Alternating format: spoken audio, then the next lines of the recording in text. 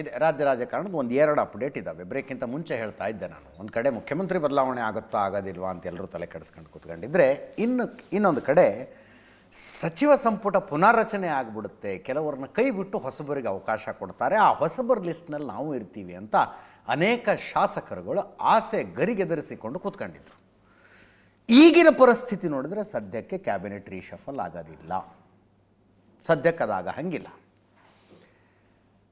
December 8ರಿಂದ Belagavi ಅಧಿವೇಶನ ಶುರುವಾಗತ್ತೆ ರೀ. ಅದಕ್ಕಿಂತ ಮುಂಚೆ ಅಂತೂ ಆಗಕ್ಕೆ ಸಾಧ್ಯ ಇಲ್ವಾ?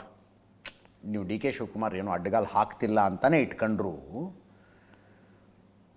ಸಿದ್ದರಾಮಯ್ಯನವರು ಅಂದ್ಕೊಂಡಂಗೆ ಅಂದರೆ ದೊಡ್ಡ ಮಟ್ಟದ ರೀಶಫಲ್ ಮಾಡಿ 10-15 ಜನರನ್ನು ಹೊಸಬರನ್ನು ತುಂಬ್ಕೊಂಡು ಬೆಳಗಾವಿ ಅಧಿವೇಶನಕ್ಕೆ ಹೋಗೋಕ್ಕಾಗತ್ತಾ? ಅದಾದ ಮೇಲೆ ಅದೇನೋ ಶೂನ್ಯ ಮಾಸ ಹಂಗೇನೋ ಟೈಮ್ ಸರಿ ಇಲ್ಲಂತೆ. ಆಮೇಲೆ ಬಜೆಟ್ ಸೆಷನ್ ಶುರುವಾಗುತ್ತೆ. ಹಂಗಿದ್ದಾಗ ಕ್ಯಾಬಿನೆಟ್ ರೀಶಫಲ್ ಸದ್ಯಕ್ಕೆ ಆಗೋದಿಲ್ಲ. ಪೊನ್ನಣ್ಣ ಅವರು ಮಾತಾಡಿದ್ರು, ಕೋನ್ ರೆಡ್ಡಿ ಅವರು ಮಾತಾಡಿದ್ದಾರೆ, ರಾಘವೇಂದ್ರ ಹಿಟ್ನಾಳು ಎಲ್ಲರೂ ಮಿನಿಸ್ಟರ್ ಆಗಬೇಕು ಅನ್ಕೊಂಡವ್ರು. ಕೇಳಿಸ್ಕೊಳ್ಳಿ ಏನಂತಾರೆ ಅಂತ. ಕೊಡಗಿನಲ್ಲಿ ಯಾರಿಗೂ ಕೂಡ ಸಚಿವ ಸ್ಥಾನ ದೊರಕಲಿಲ್ಲ. ರಾಜ್ಯದ ಒಂದು ಜಿಲ್ಲೆಯಾಗಿ ಜಿಲ್ಲೆ ಭಾಳ ದೊಡ್ಡ ಕೊಡುಗೆಯನ್ನು ಕೊಟ್ಟಿದೆ ದೇಶಕ್ಕೆ. ಕ್ರೀಡೆಯಲ್ಲಿರ್ಬೋದು ಮತ್ತು ಎಲ್ಲ ಕ್ಷೇತ್ರದಲ್ಲಿ ಕೊಡಗಿನ ಜನರ ಕೊಟ್ಟಂಥ ಸೇವೆ ಈ ದೇಶದ ಅಭಿವೃದ್ಧಿಗೆ ಕಾರಣಕರ್ತೆ ಆಗಿದೆ ಅಂತ ಹೇಳಿದ್ರೆ ತಪ್ಪಾಗಲಾರದು. ಅದರಿಂದ ಅದನ್ನು ಗುರುತಿಸಿ ಮುಂದಿನ ದಿನಗಳಲ್ಲಿ ಈ ಒಂದು ಸಚಿವ ಸ್ಥಾನವನ್ನು ಕೊಡ್ತಾರೆ ಅಂತ ಹೇಳುವಂಥ ವಿಶ್ವಾಸ ಇದೆ. ಏನೇ ಮಾಡಬೇಕಾದ್ರೂ ಹೈಕಮಾಂಡ್ ತೀರ್ಮಾನ ಫೈನಲ್. ಈಗ ಮುಖ್ಯಮಂತ್ರಿಗಳು ಮತ್ತು ಉಪಮುಖ್ಯಮಂತ್ರಿಗಳು ಏನು ನಿರ್ಣಯ ತಗೋತಾರೋ ಅದಕ್ಕೆಲ್ಲ ಶಾಸಕರು ಬದ್ಧಾಗಿತ್ತೆ.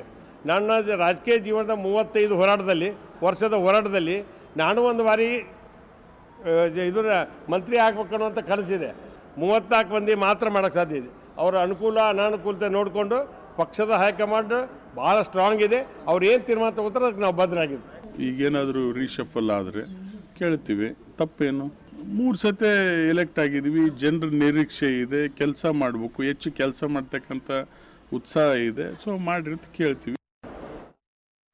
ಇದೆಲ್ಲದರ ಬಗ್ಗೆ ಬಿ ಜೆ ಪಿಯವ್ರದ್ದು ಒಂದೆರಡು ರಿಯಾಕ್ಷನ್. ಬಿ ಜೆ ಪಿಯವರು ಅಂದರೆ ಒಬ್ಬರು ಬಿ ಜೆ ಪಿಯವರು ವಿಪಕ್ಷ ನಾಯಕರು, ಇನ್ನೊಬ್ಬರು ಬಿ ಜೆ ಪಿಯಿಂದ ಉಚ್ಚಾಟನೆಗೊಂಡಿರೋ ಬಸನಗೌಡ ಪಾಟೀಲ್ ಯತ್ನಾಳರ ಲೆಕ್ಕಾಚಾರ, ಡಿ ಕೆ ಶಿವಕುಮಾರ್ ಅವರನ್ನು ಮುಖ್ಯಮಂತ್ರಿ ಮಾಡದೆ ಹೋದರೆ ಅವರು 50-60 ಶಾಸಕರನ್ನ ಕರ್ಕೊಂಡು ಹೊರಗಡೆ ಬಂದುಬಿಡ್ತಾರೆ, ಬಿ ಜೆ ಪಿ ಜೊತೆ ಕೈ ಜೋಡಿಸ್ತಾರೆ, D K Shivakumar C M ಆಗ್ತಾರೆ, ವಿಜಯೇಂದ್ರ ಡಿ ಸಿ ಎಮ್ ಆಗ್ತಾರೆ ಅಂತ ಯತ್ನಾಳರ ಲೆಕ್ಕಾಚಾರ ಆಯಿತು. ಇಬ್ಬರು ಮಾತಾಡಿದ್ದು ಕೇಳಿಸ್ಕೊಳ್ಳಿ. ಮುಂದೆನೆ ಹೇಳಿದ್ದಾರೆ ಕಾಂಗ್ರೆಸ್ ಕಾರ್ಯಕರ್ತರಿಗೆ, ಕೆಲಸ ಒಬ್ಬರದು ಲಾಭ ಒಬ್ಬರದು. ಅಂದ್ರೆ ಯಾರ್ದು? ನಾನ್ ಕೆಲಸ ಮಾಡದೆ ಸಿದ್ದರಾಮಯ್ಯ ಓಸಿಯಾಗಿ ಮುಖ್ಯಮಂತ್ರಿ ಆದ್ರು, ಇಷ್ಟೇ ಅರ್ಥ. ಅದಕ್ಕೆ ಇನ್ನೂ ಮುಂದೆ ಹೋಗಿ ಕಣ್ಣೀರನ್ನು ಕೂಡ ಹಾಕಿದ್ದಾರೆ. ಯಾರ್ಯಾರಿಗೆ ಖುಷಿ ಪಡ್ಬೋದೋ ಇವತ್ತು ಬಹಳ ಖುಷಿ ಪಡಿ, ಸಂತೋಷ ಪಡಿ ಅಂತ ಕಾಂಗ್ರೆಸ್ ಕಾರ್ಯಕರ್ತರಿಗೆ ಹೇಳಿದ್ದಾರೆ. ಡಿ ಕೆ ಸುರೇಶ್ ಅವರು ಏನ್ ಹೇಳಿದ್ದಾರೆ? ಸಿದ್ದರಾಮಯ್ಯನವರು ಮಾತಿಗೆ ಕೊಟ್ಟಂತೆ ಈಗ ಹಿಂದೆ ಡಿ ಕೆ ಶಿವಕುಮಾರ್ ಇದ್ದಾರೆ, ಮುಂದೆ ಬರಬೇಕು ಅಂತ ಅಷ್ಟೇ. ಅವರೇ ಅನೌನ್ಸ್ ಮಾಡ್ತಾರೆ, ಡೇಟ್ ಅನೌನ್ಸ್ ಮಾಡೋದು ಡಿ ಕೆ ಅವರೇ. ಅವರು ಚಾಣಾಕ್ಷ ರಾಜಕಾರಣಿ ರೀ. ನಾವು ಚುನಾವಣೆಗೆ ತಯಾರಿದ್ದೀರಿ, ಎನಿ ಟೈಮ್ ಎನಿ ಮೂವ್ಮೆಂಟ್. ನಮ್ದು ಕಮಲದ ನೇತೃತ್ವ, ಬಿಜೆಪಿ ನೇತೃತ್ವ. ಯಾರು ನಾಯಕರು ಇರ್ತಾರೋ ಅವರು. ನಮ್ಮ ಈಗ ಸದ್ಯಕ್ಕೆ ನಮ್ಮ ಪ್ರಧಾನಿ ನರೇಂದ್ರ ಮೋದಿ ಅವ್ರ ನಾಯಕತ್ವ, ನಡ್ಡಾ ಅವ್ರ ನಾಯಕತ್ವ. ಚುನಾವಣೆ ಬಂದಾಗ ನೋಡೋಣ. ಡಿ ಕೆ ಶಿವಕುಮಾರ್ ಅವರು ಪಾಪ ಹತಾಶೆ ಆಗ್ಯಾರ. ಅವರು ಈ ಕಡೆನೇ ಹೇಳಿಕೆಗಳು ನೋಡಿದ್ರೆ ಪಾಪ ಅವರೆಲ್ಲ ಸಾಕಷ್ಟು ಎಲ್ಲ ತಯಾರು ಮಾಡ್ಕೊಂಡಿಟ್ಟಾರೆ. ಬಿಹಾರಕ್ಕೆ ಸಾಕಷ್ಟು ದುಡ್ಡು ಕೊಟ್ಟು ಕಳಿಸಿದ್ರು. ಅದರಾಗ ಕರ್ನಾಟಕದ ಅತಿರಥ ಮಹಾರಥರು ಸುಮಾರು ತಿಂಗಳಾನುಗಟ್ಟಲೆ ಬಿಹಾರದಲ್ಲಿ ಕಾಂಗ್ರೆಸ್ ಪಕ್ಷದ ಪ್ರಚಾರ ಮಾಡಿ ದಾಖಲೆ ಪ್ರಚಾರ ಮಾಡಿ ಬಂದರೂ ಹೀನಾಯವಾಗಿ ಸೋತಿದೆ. 2.5 ವರ್ಷ ನಂತರ ಸಿದ್ದರಾಮಯ್ಯನವರು ಅವರು ಪದ ತ್ಯಾಗ ಮಾಡದಿದ್ದರೆ ಒಂದು 50-60 ಶಾಸಕರಿಗೆ ಕರ್ಕೊಂಡು ಬರ್ತಾರೆ.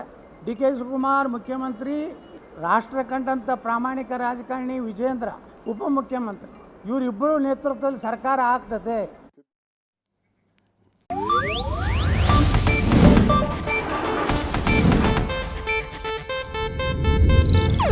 ಇದು ಏಷ್ಯಾನೆಟ್ ನ್ಯೂಸ್ ನೆಟ್ವರ್ಕ್ ಪ್ರಸ್ತುತಿ.